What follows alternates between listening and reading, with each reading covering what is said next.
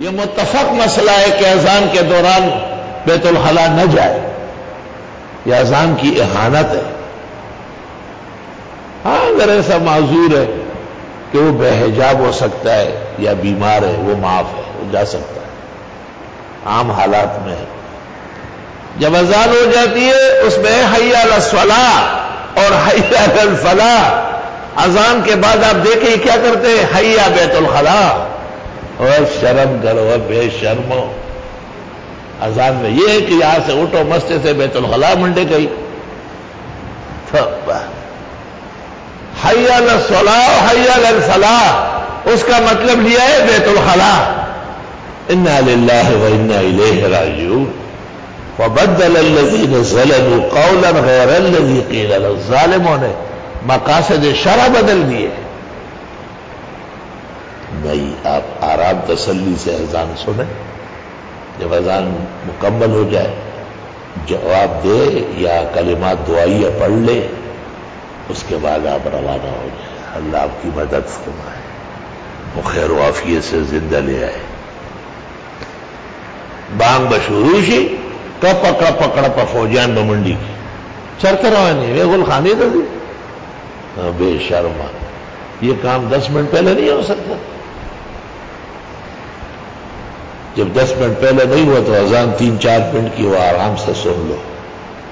اس لیے فقہاء نے لکھا ہے کہ اذان میں طول نہ اختیار کیا جائے، تمدید نہ کی جائے۔ مد صوت کا تو ہے آواز بلند کرو، لیکن تمدید اس شان سے نہ ہو کہ لوگ تنگ ہو جائیں۔ جہانگیر میں ایک شخص تھا، یہ ہمارے مولانا سہیل احمد صاحب کے سگی پھوپھی کا لڑکا ہے، حسین شاہ نام ہے اس کا، مجھ سے بڑا ہے بہت، اللہ جانے والا کافی بوڑھا ہو گیا ہوگا۔ وہ 17 منٹ میں اذان دیتا، 17 منٹ اذان اس کی اذان ہے، سننے کی اذان ہے۔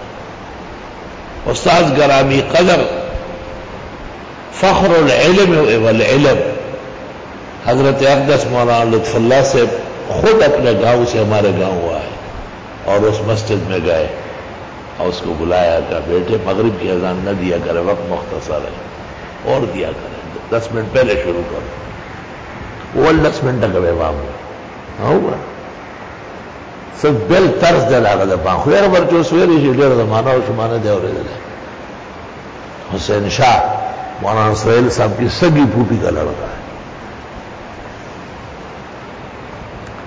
اور یہ یار حسین وغیرہ کے علاقوں میں رہتا ہے، جہانگیرہ نہیں آتا، باپ مرا نہیں آیا، ماں مری نہیں، بعد میں آیا، پخپل وطن کے غم مسافر دے تو بمی دی تو ہوگا۔ تو ایسے لمبی اذان جب دی جاتی ہے تو فقہاء نے کہا ہے کہ کہیں ایسا نہ ہو کہ لوگ پریشان ہو جائیں۔ کیوں؟ لوگوں کو تو عرفانے جانا ہے نا، اور یہ اذان ختم بھی نہیں ہو رہی۔ اس لیے فقہاء نے اس پر بحث کی ہے کہ اگر اذانیں بہت ساری ہے، ہمارے یہاں لاؤڈ اسپیکر ہوتے ہیں، اس زمانے میں ہر جگہ سے اذان آتی ہے، تو علماء دین نے لکھا ہے کہ ایک اذان جہاں سے آپ کا تعلق ہے اس پر عمل کر لیں آپ، بقیہ کا اتباع بظاہر مشکل ہے۔